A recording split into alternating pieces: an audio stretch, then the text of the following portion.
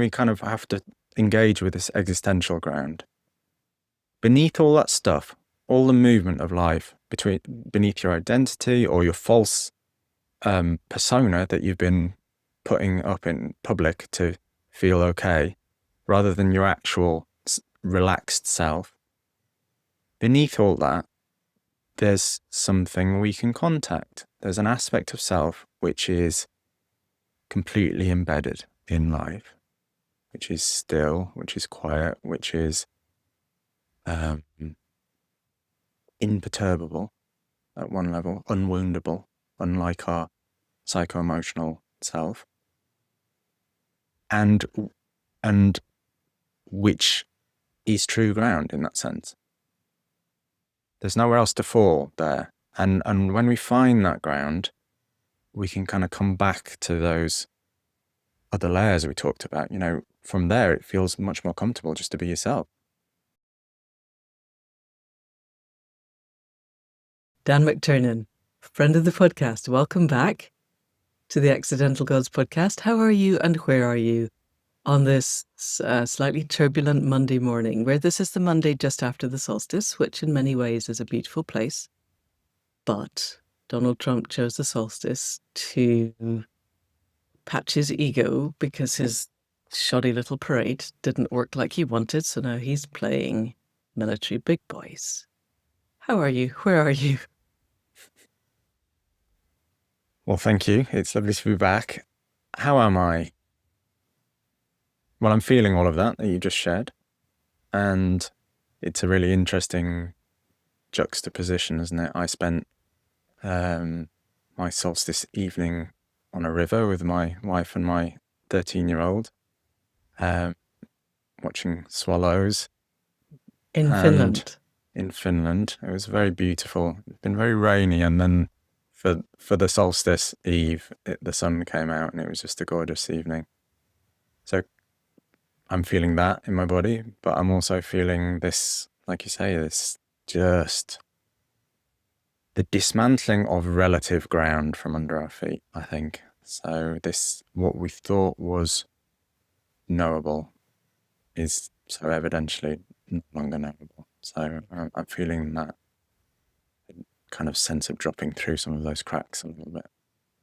Right. In which case, your felt sense practice of being earthbound and of being able to create stable roots, which is what I would really like to talk about, becomes absolutely essential, and I guess this is a testing time to see how good our grounding is and how good it really is, and how much for me, I push at the edges of what do I project and what is real. And this feels like a really good time. The fires of reality are burning away anything that I'm projecting, and only what's real can possibly survive. And that whether this is good or not is, there's parts of me that go, this is useful, and other parts go, no, you're just trying to make good stuff out of chaos. However, the capacity to ground is being tested. So I just want to check. Rivers, I have a memory. I had a Finnish girlfriend for a while, and I remember being in Finland around the solstice, and the mosquitoes were the size of sparrows.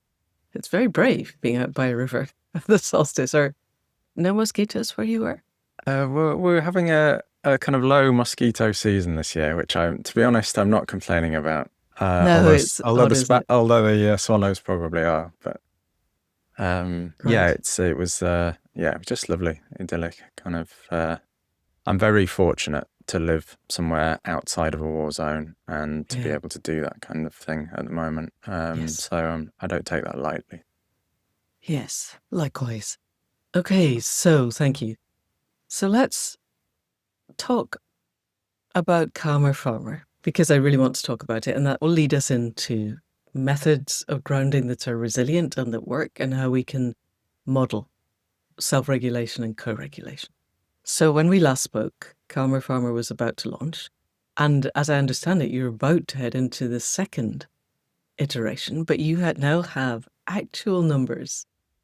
A beautiful graph that you sent me that, if I can, I will replicate in the show notes, or at least put on the website. So tell us about the genesis and then the practice of that. Absolutely. Yeah, thank you. So Karma Pharma is an intervention being offered through the Aleph Trust, who I work for, who are an educational organisation that work with consciousness, transpersonal psychology, spirituality. And they're really trying to let the rubber hit the road, in that they're putting a lot of effort into real world work. And we identified food and farming as a sector that's particularly struggling with well-being. And, there's just a hell of a lot of pressure on land workers from all ends, from, top down, legislative pressure, climate, and then just the stress of having to keep things going, spinning all those plates, all hours of every day. So we've offered. It's actually not the second iteration now. It's a second phase of one initial pilot project. So the first phase was a 10-week open online course for anyone who was a land worker or associated with farming or food production. So we've got a really eclectic mix, actually. We've got dairy farmers of 30 plus years through to 18-year-old students that are just coming in, people doing CSA work. And so kind of a lot of different scales and different life ways within farming. So actually land worker is probably a better term than just farmer in inverted commas. And what's the nationality or the geographic spread? So again, it was primarily focused at the UK. So we've got a good spread across all four nations within that. We opened it up to some people from Ireland as well, and actually we also opened it up to by request to a few people from the US as well. So it's but mainly UK, and our focus is UK. But so they were invited to spend 10 weeks engaged in practical well-being activities. So that was basically a combination of a talk once a week introducing a particular topic. So it might be nervous system regulation or relations with other people, or the whole host of well-being perspectives. A short practice every week. So we tried to keep things as doable as possibly for busy people, basically.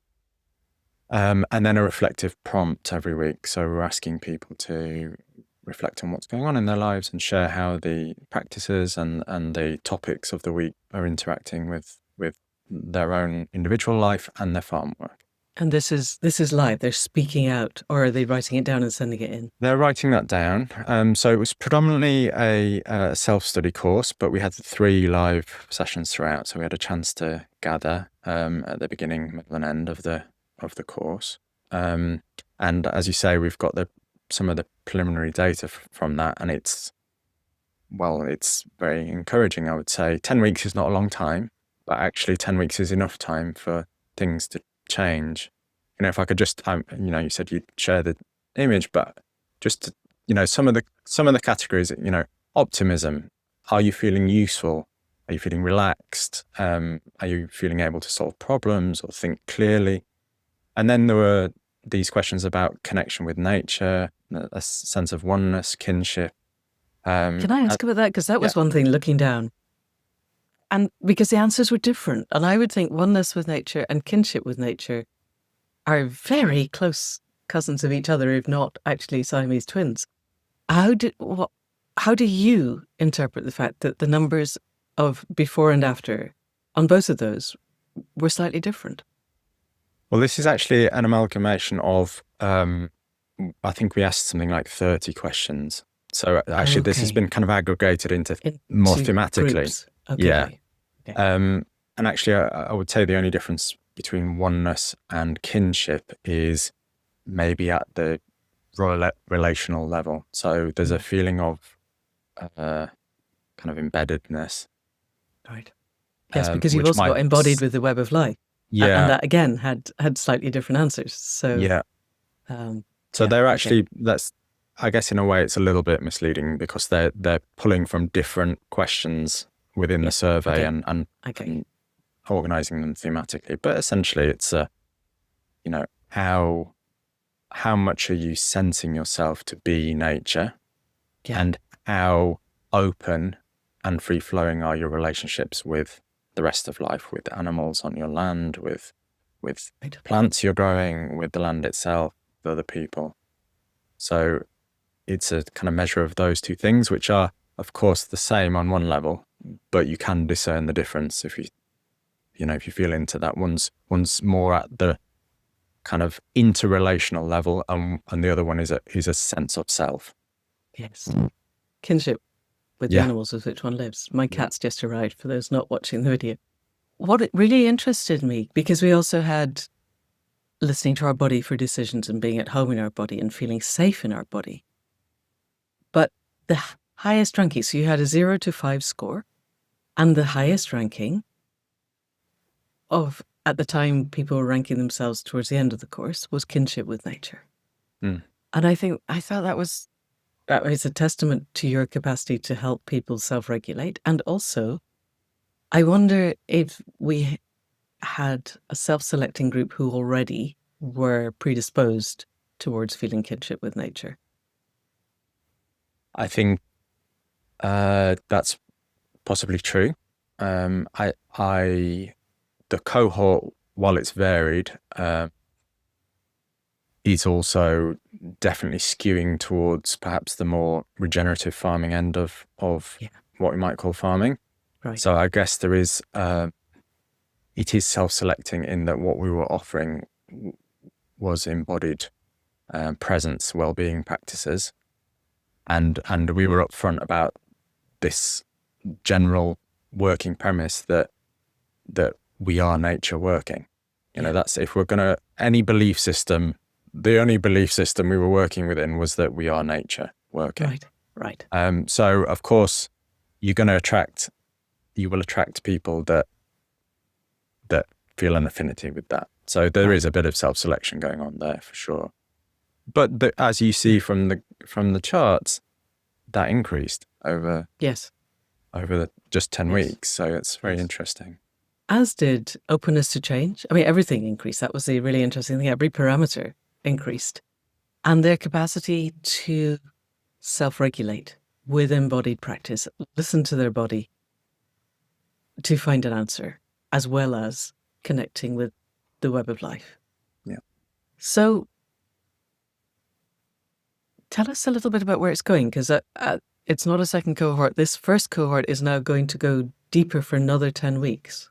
Tell us a little bit about that. Yeah. Well, it's actually, so we had nearly 90 farmers in the first group, which is, it was a really good group for a pilot project. And now, so that was kind of like a taster. They got to try lots of different things, see what worked for their particular type and their body, and begin to build a practice for themselves to take ownership of that in terms of their own well-being and how that interrelates with farming. And now this is an opportunity to dive a lot deeper into that. So we're inviting a smaller cohort. Well, we're inviting anyone who wants to come, but it is a smaller cohort of up to 20 on a 7-month journey now. So this is meeting... More of a commitment on everybody's part. Yeah. And so these are live sessions on Zoom because we're in different parts of the world. And it's split into, I mean, they're interrelated, but there's 2 different aspects going on. So one is a continuation of embodied presence practice. So myself and my wife, Johanna, who run Earthbound together, will be continuing to teach, to engage in practice with people.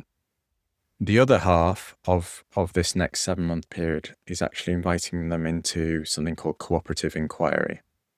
So that's going to be facilitated by one of our team, Joan Walton, who's from the University of York and who's an expert in this process of cooperative inquiry, which is coming together around common concerns and engaging in a process of action learning cycles to really discuss the subject and then to go back into the world and see if things can change, try things out in your own context. So that's particularly pertinent to, well, it's pertinent to everyone, but in terms of farming, how's it going to affect how you work on the farm, how you relate to your animals, how you relate to your customers or suppliers, and we hope that will add an extra dimension, which was a bit more difficult when you're doing a self-study course, which is what farmers have identified needing, which is mutuality, which is community, which is someone else to talk about the stuff that's bothering you. Yes, particularly if you're doing regenerative farming, where you tend to be this little island of diversity amidst a sea of monocultures, with all your neighbours leaning over the fence, sucking their teeth, telling you that you've got too many thistles and it's going to be horrible. You can destroy their monoculture. Having people to just talk things through. I'm really interested in action learning, particularly in the context of farming, where things are so seasonal that, I tried this year, and it's going to be another year before I can go back and do it slightly differently because bits of it didn't work and I thought of another way around. Tell us, for people who don't know, I'm assuming action learning and action research are very similar, but it's a relatively novel concept. So tell us a little bit about what that is, and then how it is working in farming, and then also how people might expand it into other ways of being. Yeah. Well, it's interesting because it intersects really well with my background in permaculture as well. That's permaculture design is this cyclical process of iteration, essentially. Yeah.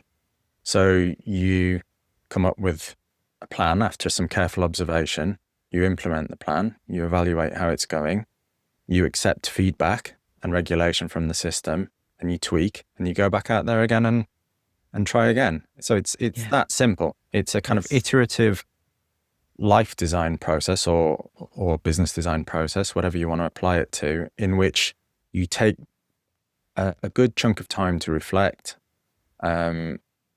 before acting, and then you take small steps of action that are easily monitorable. Right. And you let that loop feed back. And if it's working, you build on it. If it isn't working, you tweak, adjust, start again, or completely, scratch that plan if it's not working at all. But it's a way of bringing a really quite deep process of reflection into all the stuff that farmers do on the farm. They're always designing things. They're always problem solving, basically. Right. So this is just bringing a lot more reflection into that process. And so what feels to me different about what you're doing, and to be fair, a lot of the regenerative farming movement, but explicitly with you here, this could become, we could do this with industrial farming, and this year I didn't spray enough glyphosate. Next year I'm going to spray twice as much glyphosate. And clearly this is not what you're doing, because a human being is one part of a living system on the farm. And there are a lot of variables that are going to shift even if you do exactly the same next year. The rainfall will be different. The sun will be different. The temperatures, the wind, the insects. We're in the middle of biophysical breakdown. And the entire ecology of everything around us is shifting year on year, even if we stand totally still. And yet, what you're offering people, if I've understood it, is the capacity, or you're opening the door to the potential of listening to not just the land, but the whole of the web of life. And the web of life is a hyper-complex intelligence, I would say. I sometimes get shut down, and I don't think you're going to do this, but people going, no, it doesn't know what it's doing, and it certainly doesn't have a plan. And I'm not suggesting it has a plan, but I'm suggesting there's a hyper-complex awareness of that we can step into and ask, what do you want of me? Instead of, I want to grow 100 acres of beans and I'm going to make that happen. And it's a really different mindset, and it leads to really different outcomes. And I'm wondering how that settles. Again, you've got a self-selecting group of people, but it goes so strongly against the ways that we have been domesticated into thinking that humanity controls everything. Trauma culture, that's the definition of trauma culture agriculture is the enslavement of the web of life. And what you're doing is much more stepping towards initiation culture of I am an integral part and I have a part to play and it's not mine to impose. And yet, I need to make a living because I still exist within the death cult of predatory capitalism. How are people navigating that complex schism? Well, the first thing to say is it's complex, and it's not so easy.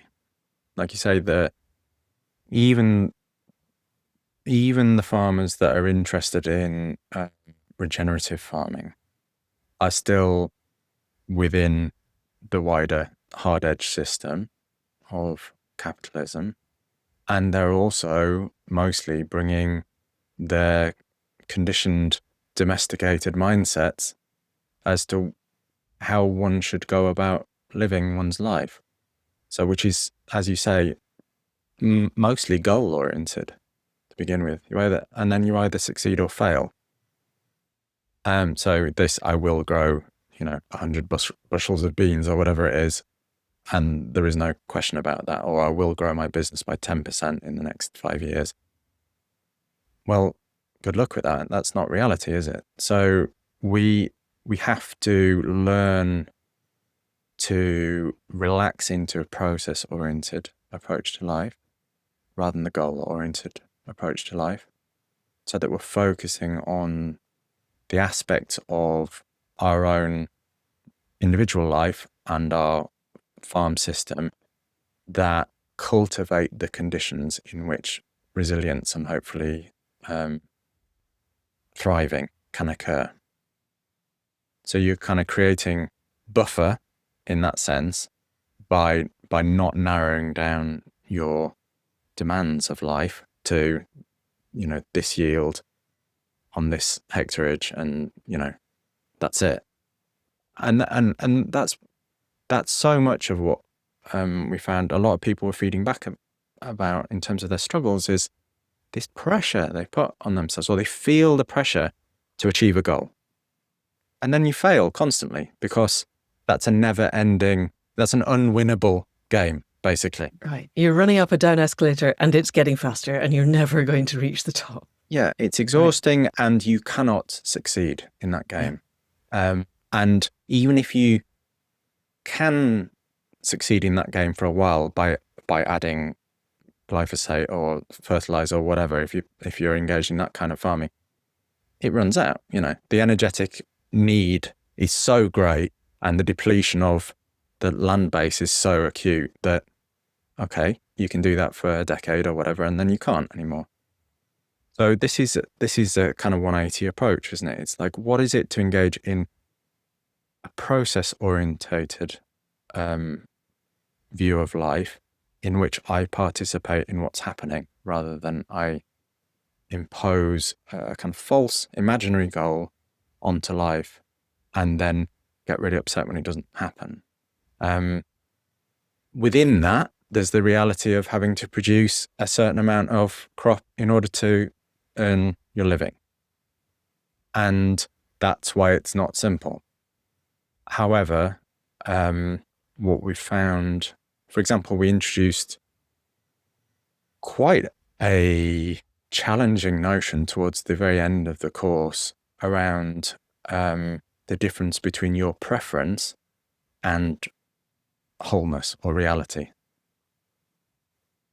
And actually for some people that was like, oh wow, okay, I've been doing that all the time. I hold things outside of what I perceive as wholeness or goodness or how life should be. The council planning committee or or this neighbour that's causing me problems with access to my land or whatever it is. And it's you are not congruent with reality in that moment. So therefore you're using a huge amount of energy to try and make things how they should be in order to fit in with your concept of what is whole, what is good. And when we can begin to soften that a little bit, you begin to realize that that a drought is not out to personally attack you. It might be, it could be devastating to your crop that year. I'm not dismissing or diminishing the impact of these things, but it's reducing that pressure that we put on ourselves to have the goal, achieve the goal, or fail. And the amount of energy that's required to keep things either in or out of what we perceive as wholeness or our reality, which is just our set of preferences, essentially. We would prefer that the rain fell every 3 days in a light shower, and overnight. slugs wanted to go on holiday somewhere else for a few months, and exactly, overnight. But it doesn't work like that. So can you relax into the process of life? Can you relax into what is happening and engage from there? And that gives you just much more bandwidth to cope with the stuff, the shit that happens to everyone in life, the uncontrollables that arrive. So, because I tend to look at things through an internal family systems lens at the moment, it seems to me, and I'd really like to discuss, because I think you're more probably polyvagally aligned, but I don't think they're mutually incompatible. So I would say, let's suppose there's a drought and the neighbour is denying me access to part of my land, or at least making it difficult. There are parts of me that want to push back against both of those things, against the web of life for creating a drought and against the neighbour for reducing access. How do I, as a human being, soften into those being the reality in a way that gives the parts within me a sense of agency and doesn't simply stuff them in a box and push them into the shadows? Where my experience is, if one does that, they will explode back at probably the least appropriate moment. We do that by finding our ground at a deep level. Thank you. Tell us a little bit more about that. Yeah. Well, one definition of grounding could be a kind of continual or a regular feeling of embodied safety and connection. And what most of us feel is the opposite, that we feel disembodied, we feel lost, out in this cloud of worry in front of our body, above our head. It doesn't feel safe often to be in the body because there's so much stuff going on in there when we check in. It doesn't feel necessarily that safe to be in the world because everything is changing all the time and uncertain, and there's lots of turbulence. And that shuts off our connection because we arm ourselves, we close down, we put up barriers, and we hold things outside of our safe bubble. So we need to cultivate the conditions for safety and connection in the body. And that's a multi-level experience. We often, when you think about grounding, and, as we talked about before we started recording, it can seem a bit cliched sometimes. It's, you've just got to ground, chill out, that kind of thing. And we assume grounding means physiological grounding normally. So it's either nervous system down-regulating or being in contact with the physical earth. Barefoot on the grass, yeah, which is a useful thing. I send my students out barefoot on the grass a lot, but it's not all that there is. Yeah, it's vital. Both of those things are vital, but it's partial. Grounding has many more layers to it, and you could split it into physiological, psycho-emotional, and existential layers to make a very kind of broad brushstroke discernment between those. So there's one thing to find it possible through breath work, through meditation, through qigong, through walking barefoot on the grass, to calm your system. That's important. And it is, I believe, vitally important to be in regular physical contact with the living earth for all kinds of biological, bioelectric, biochemical reasons. But then there's this layer of your psycho-emotional life. And we build so much false ground here. This is the kind of social vocational layer of existence. So if I get an MA in this, in, you know, whatever, soil engineering, then I'll be safe. You know, if I get a partner, I'll be safe. If I wear certain clothes, then I'll be accepted and therefore I'll be safe. So we're trying to create safety all the time here. It's exhausting because it's not real. It's relative ground. It's like thin ice. You can fall through at any moment. You know, your partner might leave you, or you might lose your job, or your MA in soil science might count for nothing if you move to a different country and it's not recognized, or, you know, blah, blah, blah. And this happens individually, but it also happens culturally. So, you know, legacy media agencies that are trustworthy, or institutions that we can rely on, or whatever that is, where a rules-based international order, for example, to bring in current event, it's all relative ground because it goes away in an instant. As soon as someone decides, actually, I'm just going to drop a bomb here and I don't give a I don't shit care what you about the think. rules. Yeah. And everyone's like, but you have to. This Yeah. reminds me so much of Steve Bannon was asked way back in 2011 by Michael Moore, why does the right always win? And he said, because we're going for headshots and you're all still in a pillow fight. And exactly that. We're all still assuming that everybody plays by a particular set of rules. I mean, it's they're bringing a knife to a pillow fight. Yeah. And we're all still thinking that the pillows are what it's at. Yeah. And then we discover it's not. And then that shatters our reality. So what happens? You fall through the cracks. So where's the ground then? Mm. So that's when we kind of have to engage with this existential ground. Beneath all that stuff, all the movement of life, beneath your identity or your false persona that you've been putting up in public to feel okay, rather than your actual relaxed self, beneath all that, there's something we can contact. There's an aspect of self which is completely embedded in life, which is still, which is quiet, which is imperturbable at one level, unwoundable, unlike our psycho-emotional self, and which is true ground in that sense. There's nowhere else to fall there. And when we find that ground, we can kind of come back to those other layers we talked about. You know, from there, it feels much more comfortable just to be yourself. To not hide behind a persona. It becomes safe enough to have lots of emotions moving through your body. And rather than that jumbled tangle of mess that we normally feel, there's discernment, there's space between them, there's the ability to be with as your emotional life. And then your body is much more likely to heal because you're in the kind of, your nervous system is in the rest and digest states, and you are more likely to take the time to take your shoes and socks off and spend some time on the earth and enjoy that. And so that even though they're kind of three different ways in, they're of course completely intermeshed, but that's how we're going to be able to live in this world where we are literally laying one cobblestone at a time in front of ourselves to work out where the path is. Right.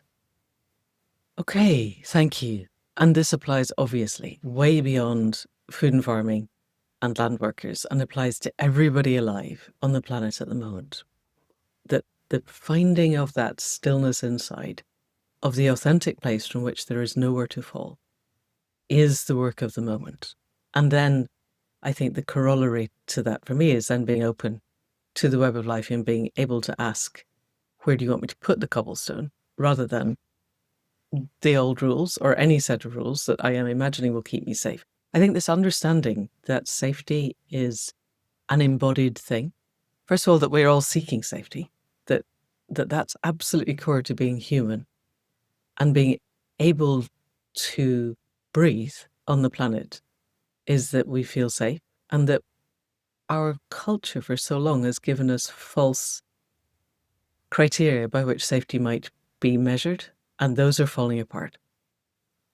And parts of me want to say that this is a good thing because they were wrong, but it doesn't matter whether they're good or bad. They are falling apart. And the reality is that finding that sense of embodied self, whereby there is nowhere left to fall, is the work of just now. So can we go a little bit deeper into the ways that you're able to invite people to do this? Because my experience often is our culture, people have spent so long cut off at the neck that asking somebody to embody can be really challenging. And yet it's what we have to do. So maybe your experience is different. Maybe simply because I find being in your presence really helps me to embody. Maybe you don't have as much trouble with it as I do, but how do you help people actually to embody?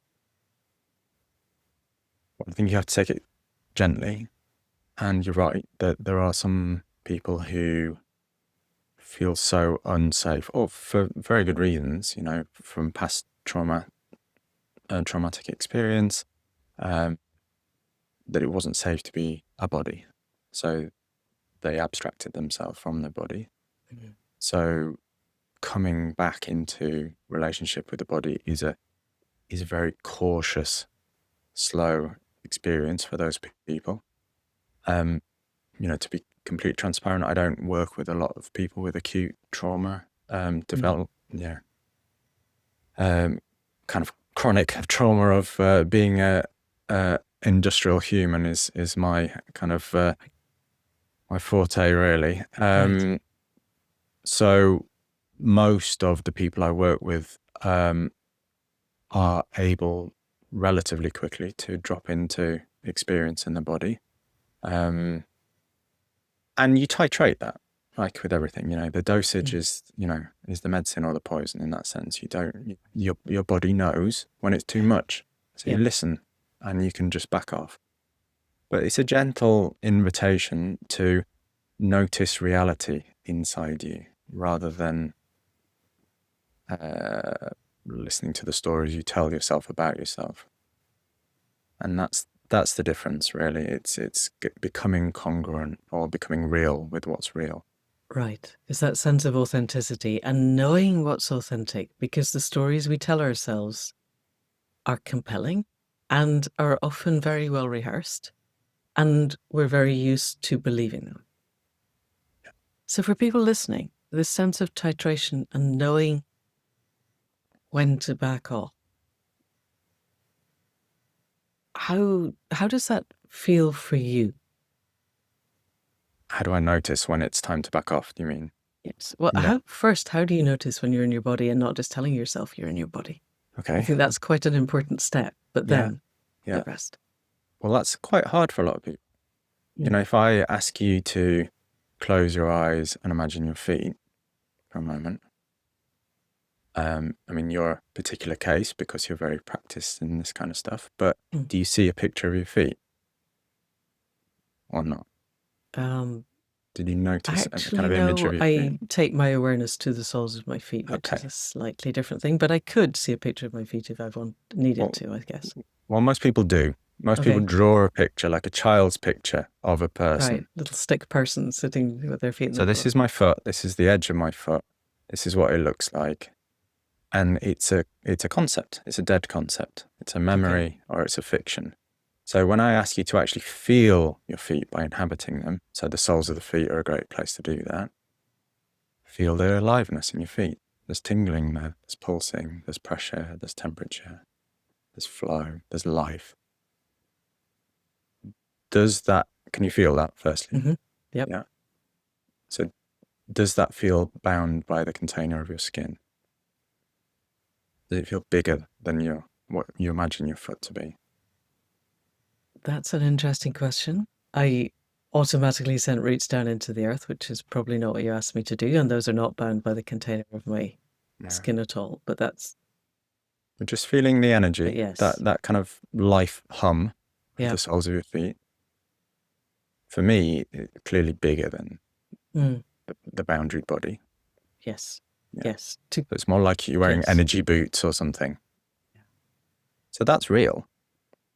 What's not real is the drawing you made in your head of your foot. Okay.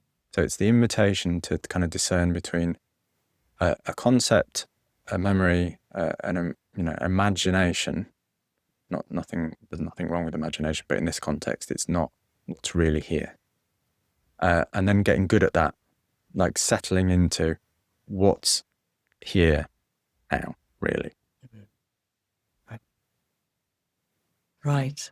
You have an entire practice. Tell us, since we're here with what's here now, tell us about that, because I find that fascinating in that it mirrors something that we do within Accidental Gods and Dreaming Awake, but in a different frame. And I'm really interested to see how it works. Tell us a bit about that.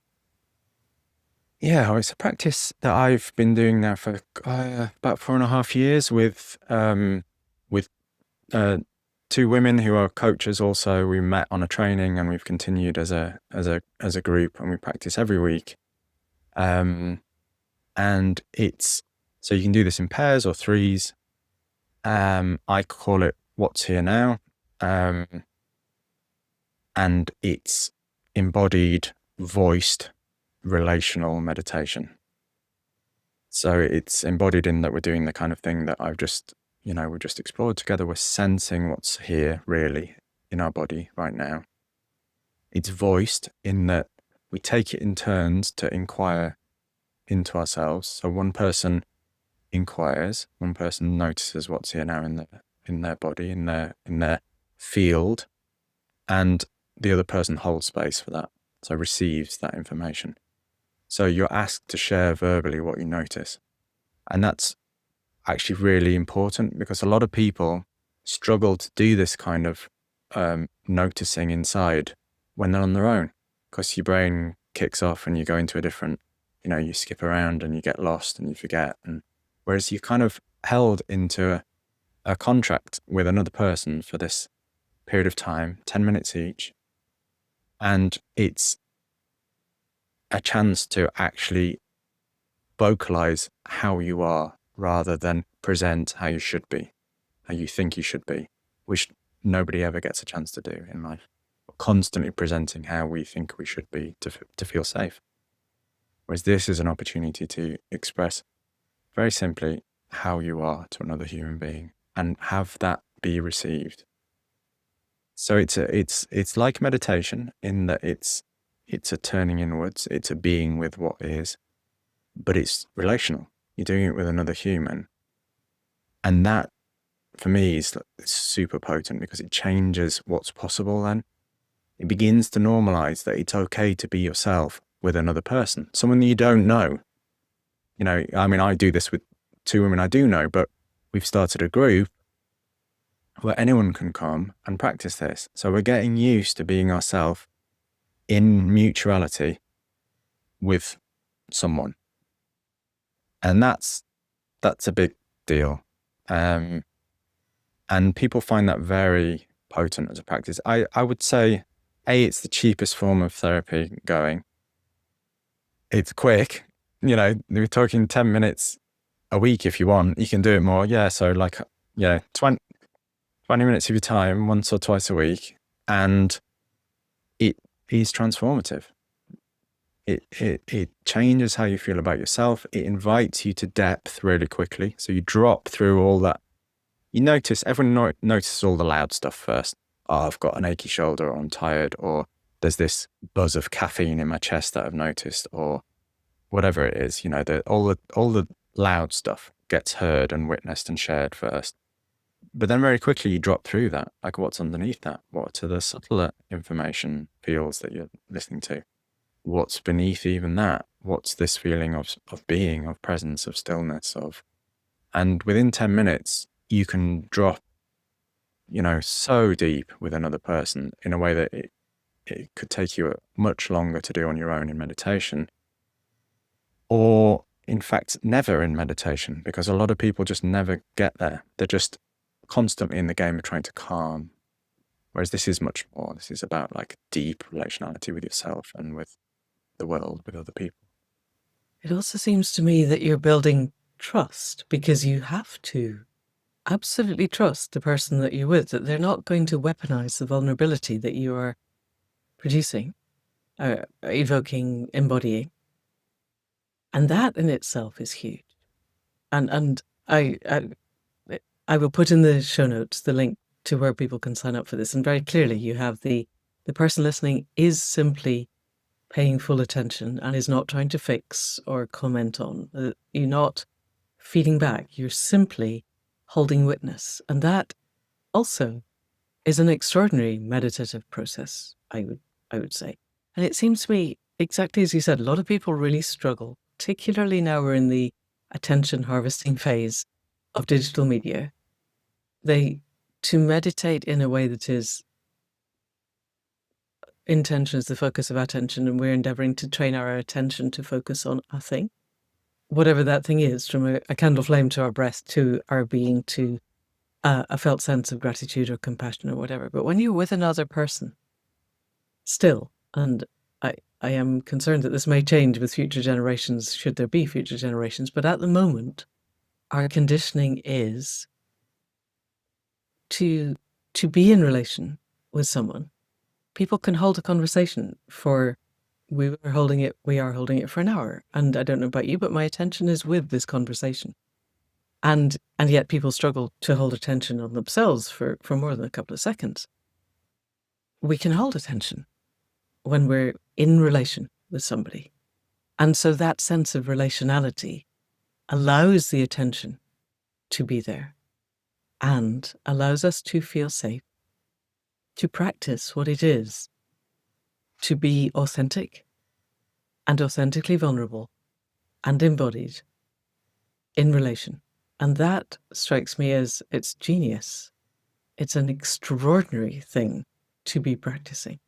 And then to experience, I imagine, and again, this may not be true, so you can tell me, there's something about all the work that Stephen Porges and the polyvagal theory people have done and the heart math people, but when we are fully embodied, fully present in ventral vagal tone, where we're in the rest and digest, parasympathetic, creative, spacious place, that creates a different energy, and simply being in that energetic space can help other people to regulate. So we're creating co-regulation from self-regulation. And my experience is that this works on Zoom, that I can be here and you can be in Finland, and co-regulation works, which is kind of amazing, and presumably is due to our capacity to read very, very small signals in vocal tone and facial differences. Because otherwise we're talking about kind of quantum entanglement, which may be a thing, but I'm not relying on it. But I'm guessing we are very, very good at reading voice and facial recognition. How does that land? Very well. I agree. It's, yeah, I mean, just to come back to what you're saying about the one who's receiving or witnessing, I do like to think of it as receiving, actually, rather than just witnessing, because it's more engaged in that sense, more embodied.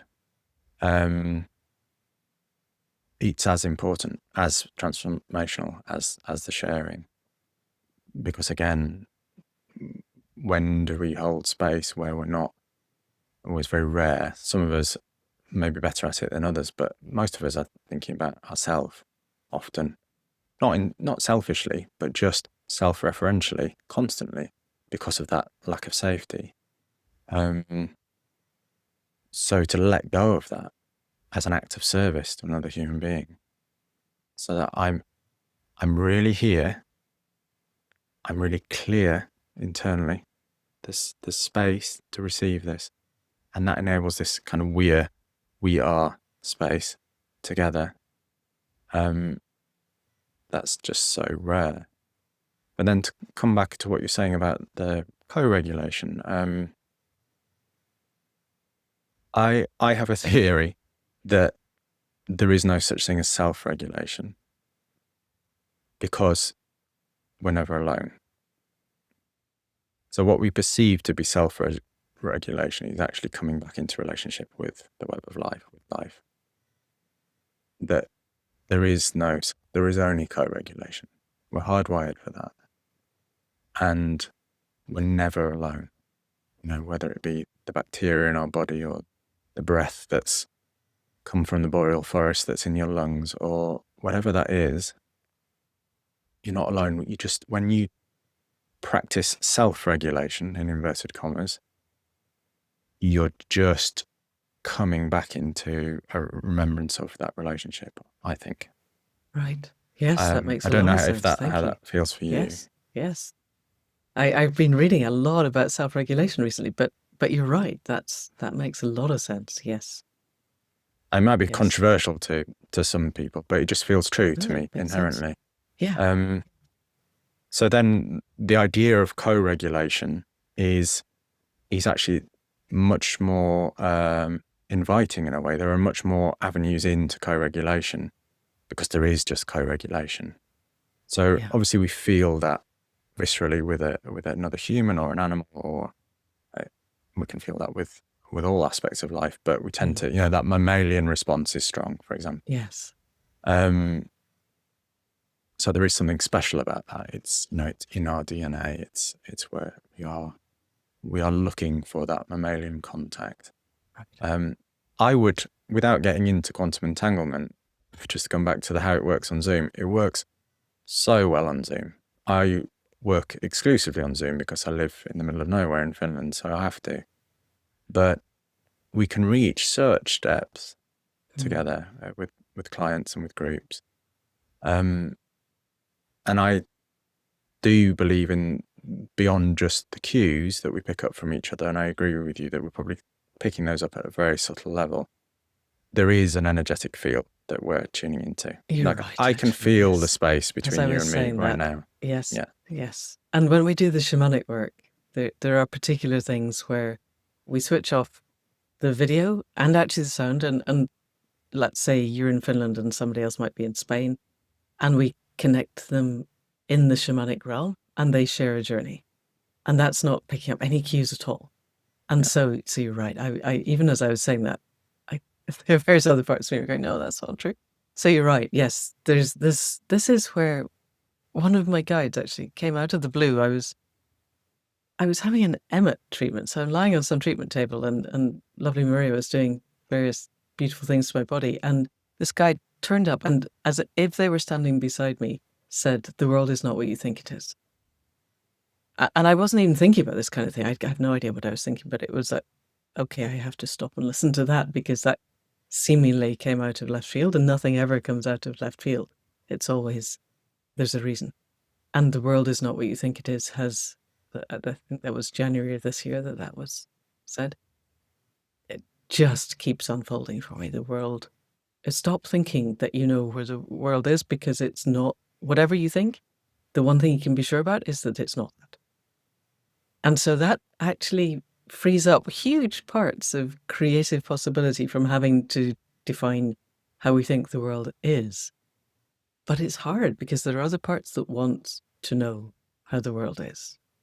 And that, even just watching that interplay inside of the parts that really want some kind of predictability of the cobblestones and other parts going, but this guide said not. And I trust this guide with my sanity and my life. And if the world is not what I think it is and never will be, then just stop. Just stop trying. And that's been an interesting dance these last 6 months, and will be forever, I'm sure. And so let's talk a little bit about this, because I think this is a place that I very rarely get to go on the podcast, and we can go here. Tell me your experience of energetic connection to people, if you can, if there's stuff that you can say without breaking confidences. Sure. Yeah. Well, it's been a really interesting capacity building, learning journey for me. I was very disconnected from my body when I became pretty ill because of it. And so my journey into this is, it's the classic kind of wounded healer type thing of most people that come into the healing arts and this kind of work. In that I realized I was totally disconnected. So I wasn't, I could hear that very loud stuff like your body is shaking so much that you can't hold a cup of tea to your mouth, that you must be dying kind of, information. But I realized at that point that I needed to kind of radically change how I related to myself. And so that process of embodiment and attunement has kind of deepened over the years, to the point, and I'm sure, like you just said, it's a lifelong, perhaps many lifelongs, journey, lives long, a journey. But I'm beginning to get to a level of sensitivity where it's quite common for me to sense what's going on inside someone, a client's body at the same time, the energy that's there. And I used to be a bit shy about naming that, but mostly I will name that now, and they will feel that. They will go, normally, it's pretty trustworthy. It's normally true what I can feel. And it's not me having the feeling. It's really interesting to discern that. I feel it in my body, but I know it's not my feeling, if you see what I mean. So that I can have a very strong sensation. Like, for example, with a client recently, we were just tuning into various energy centers in the body just to see what was there. It was kind of what's here now, but with a bit of focus to, what we might call a chakra system or energy centers. And when they got to the crown area, there was a big uplift, this kind of uplift of energy feeling from the base of their spine up through their body. I know it was so palpable to me. It was like a big magnet for their head. So I named it, and they were, yeah, that's happening. This is and they hadn't experienced that before. This was a new feeling for them. So those kind of things, that kind of sensitivity. And there are people that are so much more naturally, their type is so much more sensitive. I'm not one of those. I'm just a normal, not very sensitive human, I think. But I've learned this through practice and time. And I think that I find that quite encouraging, to be just a plebby normal person that doesn't have any, wasn't born with memories of being a monk or something. None of that. I'm just a normal person. And I'm learning how to do that, and it's becoming, my sensitivity is increasing over the years. My capacity to be with energy is increasing over the years. So that's, I hope, encouragement for anyone else that's interested in this.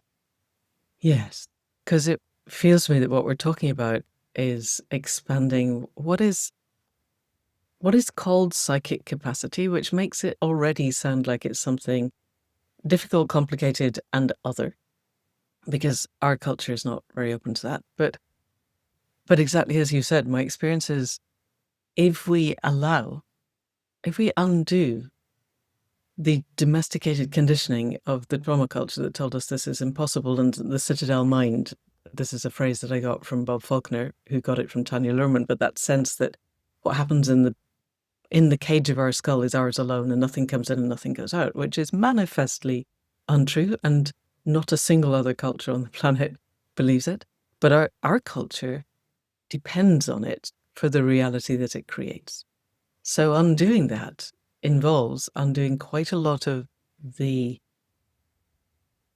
joint agreements that we've made in our culture, and the interesting thing about that, Rupert Sheldrake, who has had one of the few TED Talks that's ever been actually taken down, but is nonetheless a very interesting person. And he says he goes, because he is at core a scientist, he gets invited to scientific conventions to go and talk about his concepts of morphic resonance and things like that.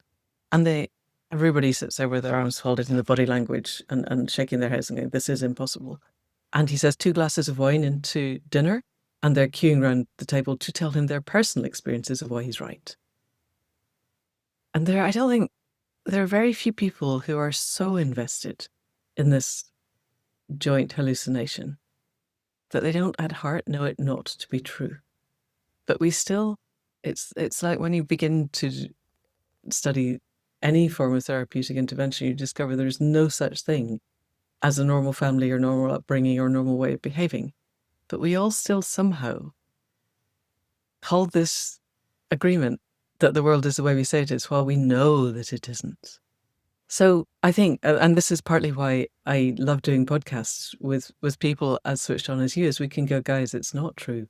And so then, once one begins to sense from other people, whether it's visual or auditory or kinesthetic or that felt knowing, then it seems to me that the key question is, how do I know when this is an authentic sense from the other person? And when am I projecting this onto them? And particularly if one has any position of perceived authority. So I'm a therapist or a healer or a coach. It really matters that I know my own body's energetic system and predispositions and contours and colors and textures, so that I know when this is mine and I know when it's yours.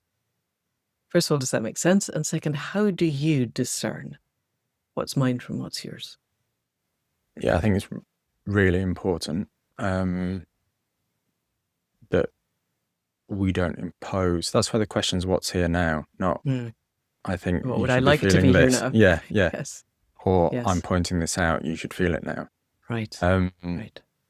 And there is lots of that kind of stuff going on, quite subtly as well, just cueing you within guided meditations, for example, to have certain experiences. And okay, I can kind of manufacture that, but am I experiencing that or not? Right. So it's really important to me that what we're dealing with is reality in the moment as it is. So, for example, if I notice something going on with someone else, I've got another recent memory from a client that had a sense of constriction in the throat, and I could feel that myself. I won't say, your throat's constricted, isn't it? I'll say, I'm feeling some constriction in my throat. What are you feeling?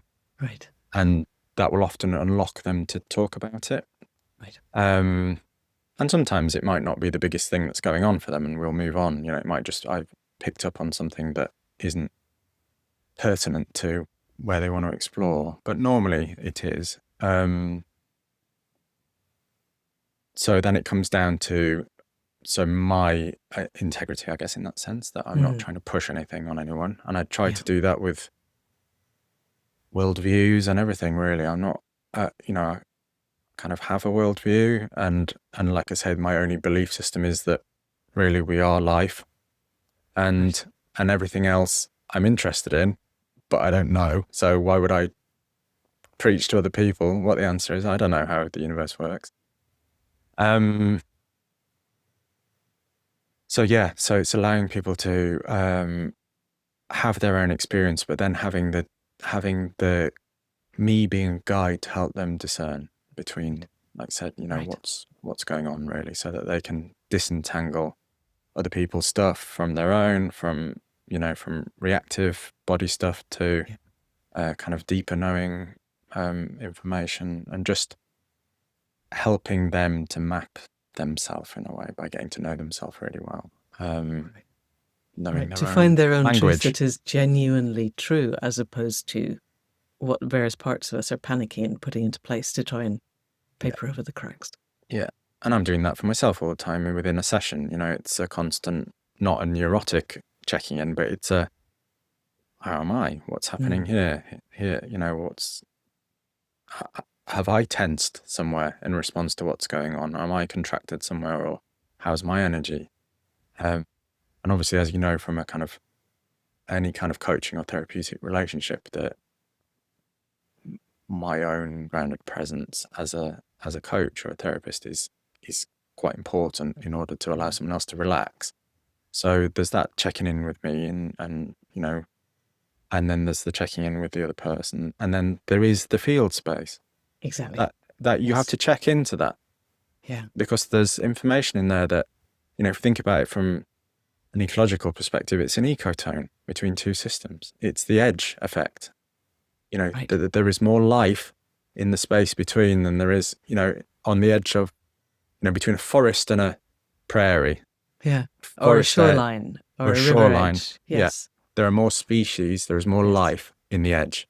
Right. So why wouldn't that be true of the edge between people? You and I, or the listeners and us, or or groups, because it seems to me that a group can create its own energy and you can have an edge place between two groups. I'm really curious, when you do your Be Here Now with 3 people in the space, are 2 people witnessing, responding, and 1 person speaking, or do they take different roles? No, we do it like that. Yeah, so we just take it in turns to be the sharer, and the other 2 hold the space. So you have a 30-minute session instead of a 20-minute session. Yeah. Well, with a bit of time at the end. With a bit of bit of chatting, but top and tailing.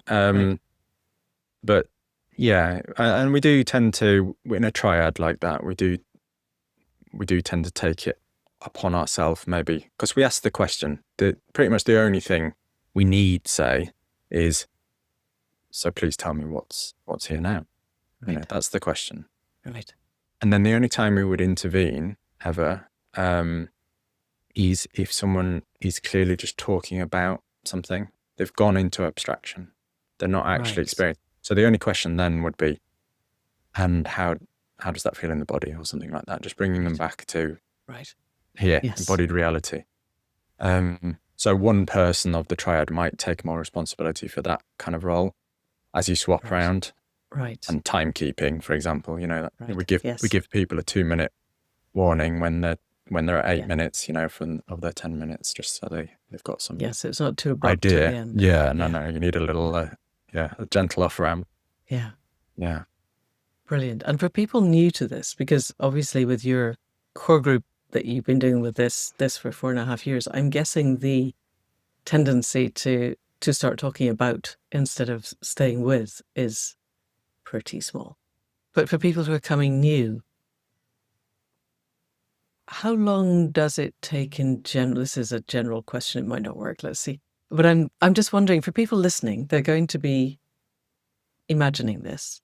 And for some person, there's always someone for whom this is the first time they listen to the podcast. So some of these ideas might be very new. And imagining oneself sitting in this space, I could imagine is potentially, possibly not, but I think probably a little bit daunting, could be quite daunting. And everybody's tendency in the first place is to start talking about rather than to stay with. Well, not everybody, but it's our culture's conditioning to do that. And being gentle with each other, having the integrity, the compassion, the generosity of spirit to be with and gently bring people back is quite a learned skill. So do you tend to have experienced people with less experienced people? Is that a thing? Yeah. I mean, with this actual, the What's Here Now club that we're calling it is a new thing. So there are some people that have practiced for a couple of years on various other things with me, but then there are people that have never done it before. And I do try and put, or pair people up generally, and then I just invite the more experienced partner to go first, to model it. Right. So that helps settle the other person normally anyway, because they get 10 minutes to kind of just and creates that ecotone that you were talking about. So there's already an energetic space that is aligned and still and grounded in an ideal world. Yeah, and you will, just as a receiver, you will ground through that. Yeah, but you're right. It's really weird. It's a weird thing to do to begin with. If you've never done that before, that's like quite a daunting thing. I agree, but that's part of the practice. Is this kind of, you know, David White talks about robust vulnerability. It's like, oh, okay, what I'm feeling is terror. I can feel a clench in my gut or my chest, you know, my breathing's shallow. You know, bring that into the space. You don't have to pretend to be all grounded and, you know, you are how you are. Right. And that gives the other person permission to go, oh, okay. You know, they don't say it, but, okay.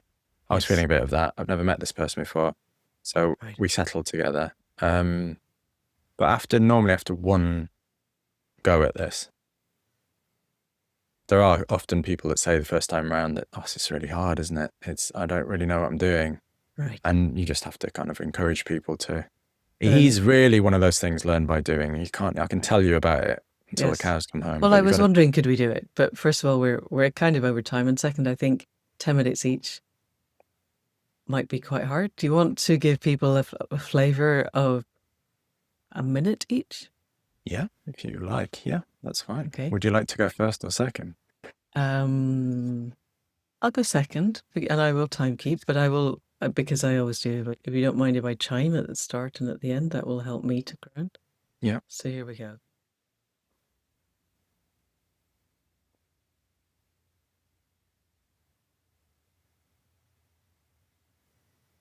So I would just indicate that I'm ready, and you ask me the question, what's here now?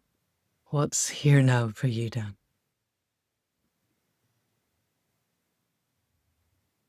I can feel a heaviness in the palms of my hands. They're in contact with my legs.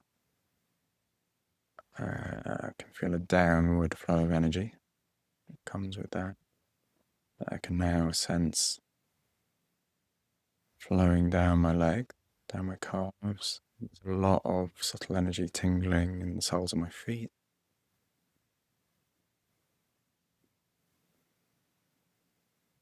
I can feel a kind of rising joy in my cheeks. There's feeling like a smile wants to break out, and flush that comes with that of something enervating.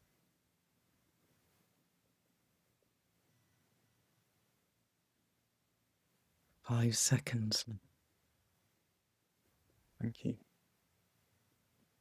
I mean, it isn't really long enough, is it? No. But You get the idea. we Would get you the like to have a feeling. go? Yes. I'll just The chime? ping the chime very gently. Yeah. So Amanda, tell me what's here now.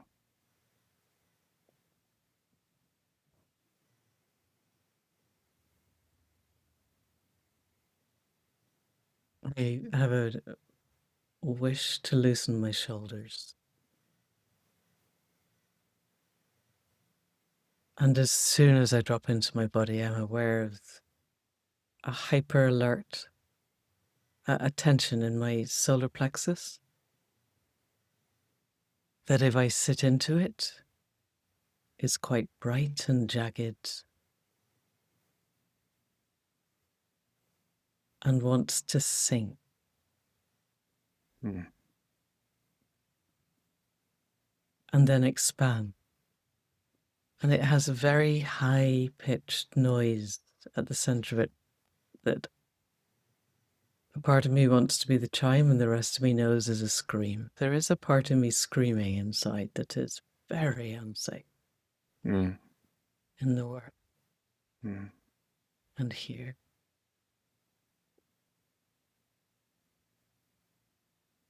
And naming it feels very jagged.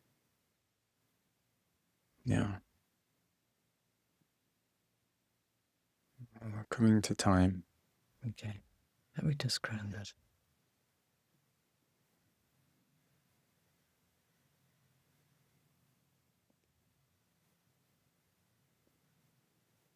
Thank you. I can Thank you. feel that 10 minutes of that be very, very interesting.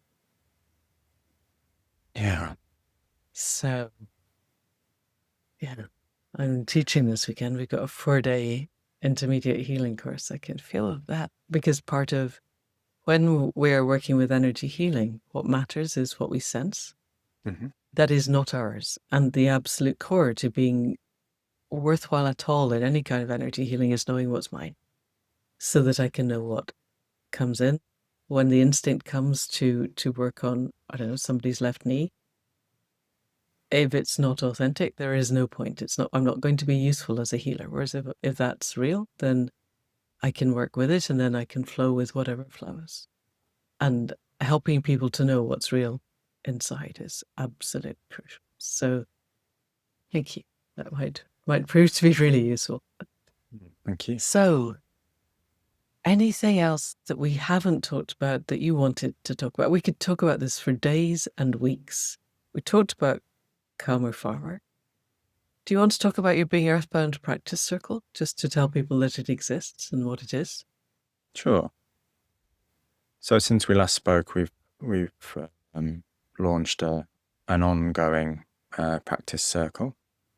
well, there are two opportunities to practice with us. So there's this What's Here Now club, which is one Saturday a month, just for an hour, which you can engage with as on its own. But if people are interested in a deeper dive, we pair that with a longer session on a Friday once a month. So it's 2 sessions a month. And that's really, the strap line for that is growing up, waking down, and reaching out. Beautiful. Okay. So and so I have that's of put the interest. links in the show notes. You're working with Substack mostly, it seems like. Yeah, but all those links you can find on earthbound.fi as well. Okay, I will put a link to that too. Thank you. And people sign up, and then they can explore the depth and the breadth of this. And it feels so important. This feels to me the single most important thing that we can do is to have that sense of becoming earthbound, such that we can then become part of the co-regulation of life and let go of our ideas that we know where we're going and we have to fix the unfixable on our own. And that seems to me a gift to everybody, that understanding that we're not alone and we are an integral part of something bigger. And all we have to do is let go into that, and then the world is what it is. So thank you, Dan, for coming back onto the Accidental Gods podcast. I feel we ought to connect again, probably sometime next spring, and see where we're at. Thank you. Yeah, I would love that. Thank you very much as well. It's been a pleasure as always. Always. Thank you.